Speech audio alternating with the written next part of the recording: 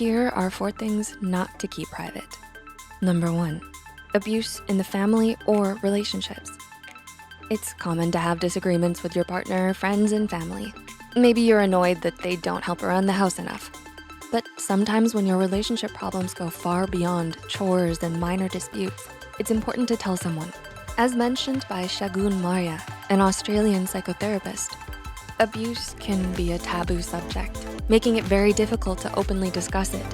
You may feel guilty, ashamed, confused, or afraid that people will judge you or won't take you seriously.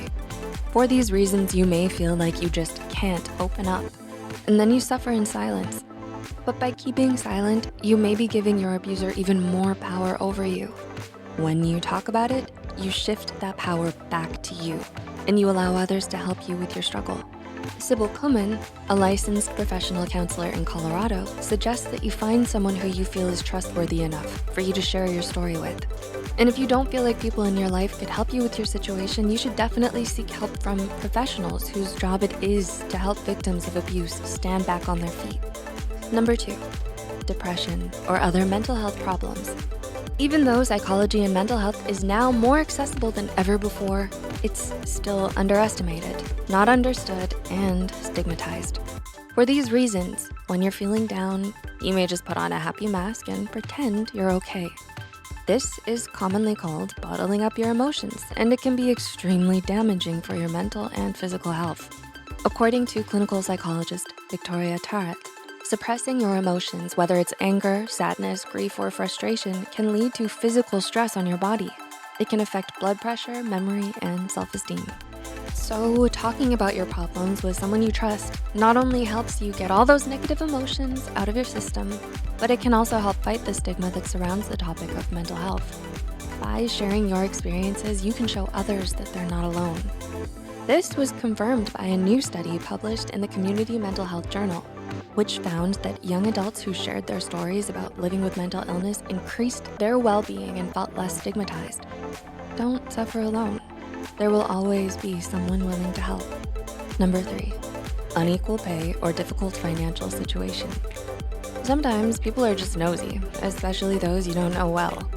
They may use your financial situation to shame you if they think you earn too little, or mock you out of jealousy if they think you earn too much. With those people, it's best to just let them know that your money is none of their business. But there are situations in which talking about money can actually be important. Even though we live in a modern society, we still haven't solved the problem of unequal pay. For example, recent data from the Bureau of Labor Statistics in 2020 suggests that women earn significantly less than men, even for the same job. On top of that, managers sometimes take advantage of inexperienced workers and may offer you less than what you should be getting.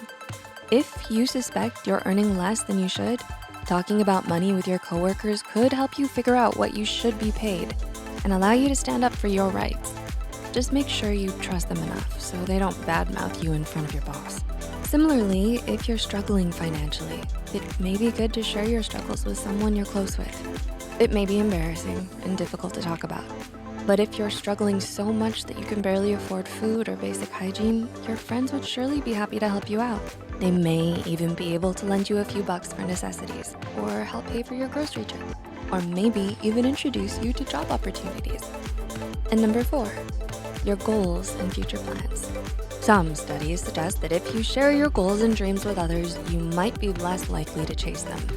That might sometimes be true for instances where you're not really 100% sure if that's what you want to pursue. But when it comes to something you're really passionate about, sharing those goals with others could ensure you get the help, connection, and support you need to get on the path to success. But when sharing those dreams, pay attention to who you're telling your plans to. A recent 2020 study published in the Journal of Applied Psychology states that you can have greater goal commitment and performance if you tell your goal to someone you believe has higher status than you, or if you truly value that person's opinion. Howard Klein, lead author of that study and professor of management and human resources at The Ohio State University, explains, you want to be dedicated and unwilling to give up on your goal, which is more likely when you share that goal with someone you look up to. So, when talking about your goals, make sure you share them with someone you respect. In that way, you'll make sure it won't be just all talk and no action. Do you agree that these things shouldn't be kept private, but shared with someone you like and trust? What are some other things that are best shared with someone?